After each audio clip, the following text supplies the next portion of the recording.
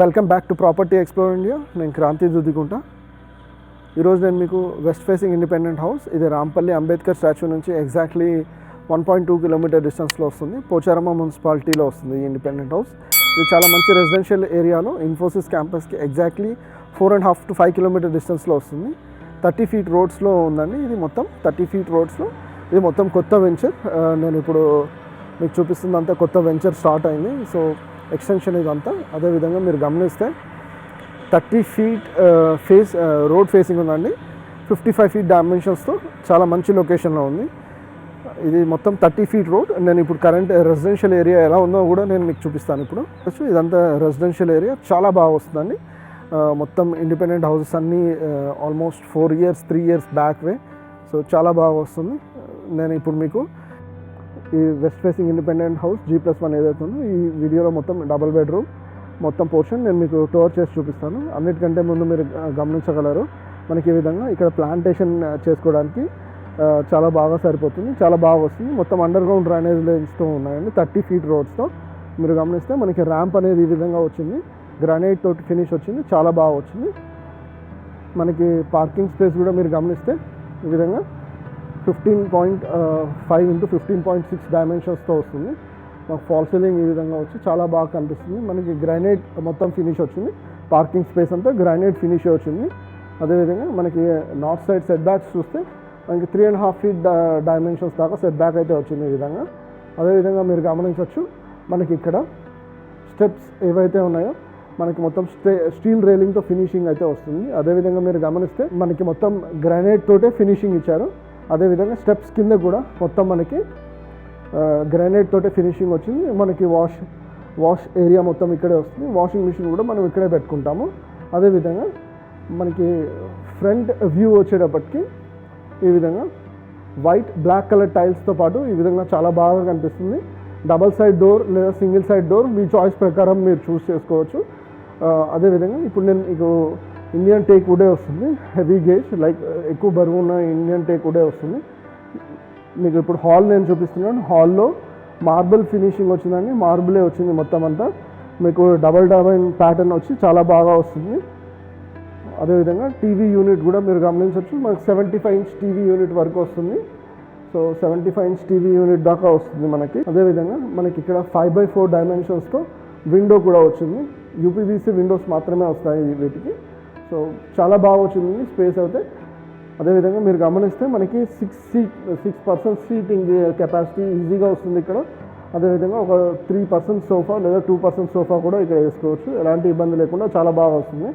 నేను ఇప్పుడు dining room చూపించే ముందు ఈ హాల్ ఏదైతే ఉందో దాని డైమెన్షన్స్ కూడా నేను మీకు చెప్తాను. మనకి హాల్ వచ్చేసి 19 into 11.6 డైమెన్షన్స్ వచ్చిందండి. చాలా బాగా వచ్చింది, చాలా మంచి స్పేస్ అండి ఇది.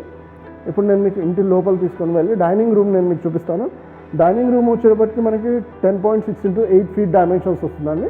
ఈ విధంగా మొత్తం మీరు చూడొచ్చు. ఇక్కడ మనకి 3.5 feet by 4 feet డైమెన్షన్స్తో ఉన్న విండో కూడా వచ్చింది ఒకటి. అదేవిధంగా మనకి హ్యాండ్ వాష్ యూనిట్ కూడా ఇక్కడ వచ్చి మనకి పూజా రూమ్ కూడా ఈ విధంగా ఇక్కడే వస్తుంది. మీరు గమనించవచ్చు, పూజా రూమ్ కూడా మనకి ఇక్కడే వచ్చింది. ఒక పర్సన్ కూర్చొని పూజ చేసుకోవడానికి ఎలాంటి ఇబ్బంది లేకుండా చాలా బాగా వస్తుంది.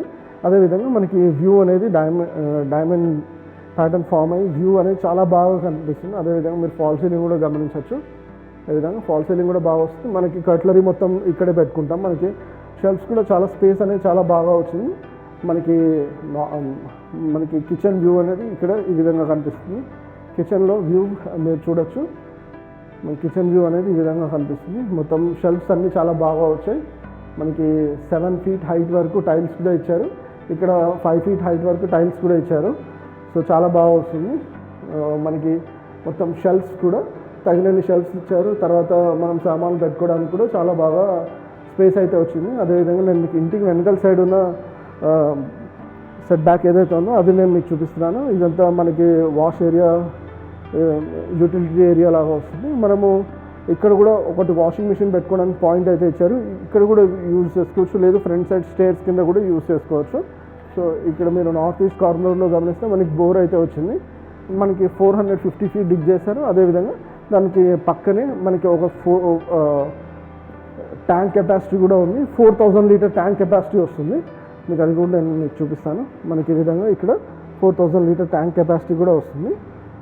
సో ఇప్పుడు నేను మీకు కిచెన్ రూమ్ చూపించాను, తర్వాత మాస్టర్ బెడ్రూమ్, చిల్డ్రన్స్ బెడ్రూమ్ కూడా చూపిస్తాను. మనకి కిచెన్ రూమ్ వచ్చేసి 10.4 into 7.7 feet డైమెన్షన్స్తో వస్తుంది. ఇప్పుడు నేను మీకు మాస్టర్ బెడ్రూమ్, చిల్డ్రన్స్ బెడ్రూమ్ కూడా చూపిస్తాను. మనకి ఇక్కడ ఒక హ్యాండ్ వాష్ యూనిట్ కూడా పెట్టుకోవాలన్నా పెట్టుకోవచ్చు.